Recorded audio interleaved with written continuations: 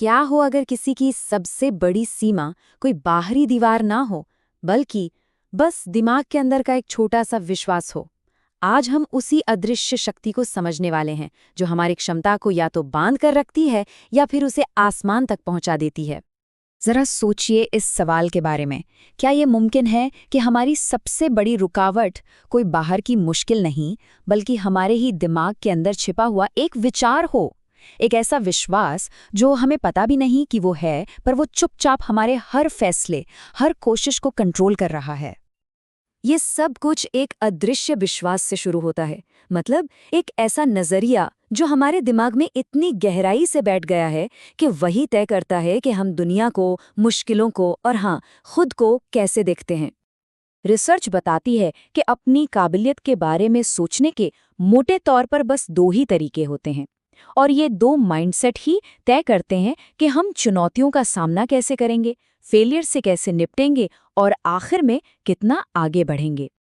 तो आखिर ये दो मानसिकताएं हैं क्या? चलिए इन दो बिल्कुल अलग दुनियाओं को समझते हैं। एक है स्थिर मानसिकता और दूसरी है विकास मानसिकता। अच्छा, तो स्थिर मानसिकता वाले लोग मानते हैं कि उनकी काबिलियत, उनका टैलेंट सब कुछ पत्थर की लकीर है। वो सोचते हैं मैं मैथ्स में अच्छा नहीं हूं या मेरे अंदर आर्टिस्ट वाले गुण नहीं हैं। अब इस सोच के कारण वो नई चीजें ट्राई करने से बचते हैं, क्योंकि हर चुनौती उनकी काबिलियत का एक फाइनल एग्जाम बन जाती है। और दूसरी तरफ है विकास मानसिकता। इसका मानना है कि मेहनत, लगन और सही तरीकों से किसी भी स्किल को सीखा जा सकता है और बेहतर बनाया जा सकता है। ये सोच कहती है कि हमारी असली क्षमता तो हमें पता ही नहीं है और कोशिश से उसे लगातार बढ़ाया जा सकता है। और देखिए, ये कितना दिलचस्प है कि एक ही सिचुएशन पर दोनों की सोच कितनी अलग है। स्थिर मानसिकता के लिए फेलियर एक पहचान बन जाता है, एक थप्पा। ऐसा क्यों? क्योंकि अगर काबिलियत फिक्स है तो फेल होने का सीधा मतलब है कि मुझ में ही कमी है। लेकिन विकास मानसिकता के लिए फेलियर सीखने की प्रोसेस का एक नॉर्मल हिस्सा है, बल्कि बेहतर बनने का एक मौका है। इस मानसिकता का असर हमारे रोज के व्यवहार में साफ साफ दिखता है।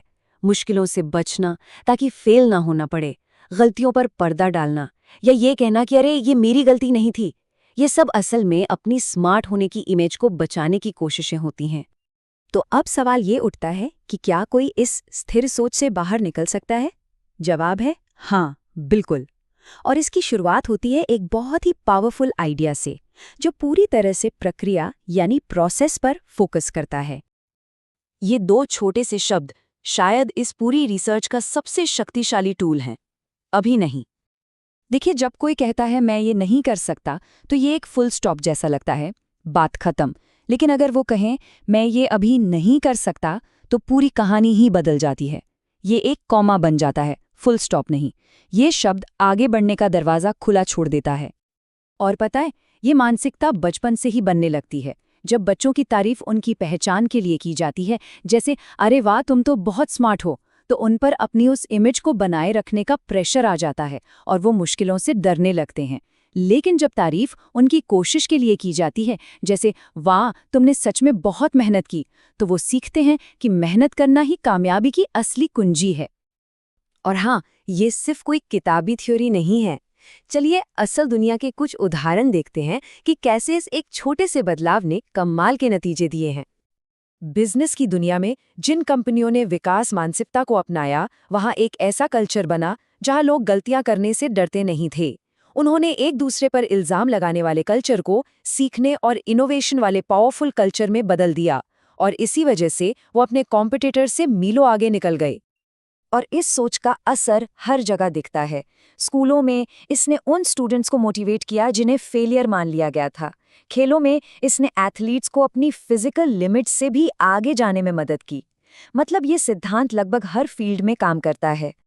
तो सबसे ज़रूरी बात यह है, जब फेलियर को अपनी काबिलियत का सबूत मानने के बजाय उसे सुधार के लिए एक ज़रूरी जानकारी या फीडबैक की तरह देखा जाता है, तो सफलता एक शायद नहीं बल्कि एक तय नतीजा बन जाती है। तो ठीक है, इस मानसिकता को असल ज़िंदगी में कैसे अपनाएं? चलिए देखते हैं विकास के लिए 3 आसान कदम। पहला, जानबूझकर उन चीज़ों को चुनें जो मुश्किल लगती हैं, क्योंकि ग्रोथ वहीं होती है। दूसरा, अपने मन में चलने वाली आवाज़ को बदलें। मैं ये नहीं कर सकता की जगह कहें मुझे इसे करने का तरीका सीखना होगा। और तीसरा, नतीजे से ज्यादा कोशिश को सराहें, सफर को मंजिल जितना ही जरूरी समझें। ये सिर्फ कोई मोटिवेशनल बात नहीं है, इसके पीछे न्यूरोसाइंस है। जब हम किसी चीज से जूझते हैं तो हमारे दिमाग में न्यूरॉन्स सचमुच में नए और मजबूत कनेक्शंस बनाते हैं।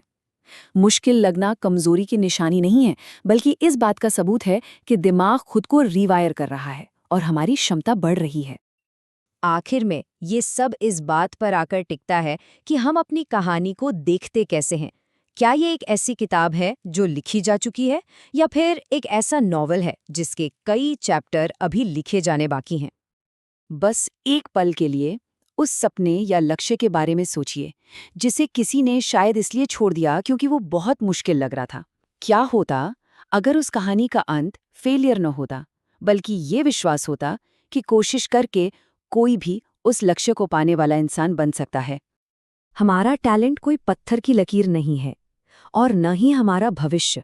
ये दोनों ही हमारे फैसलों, हमारी कोशिशों और हमारी सोच से बनते हैं।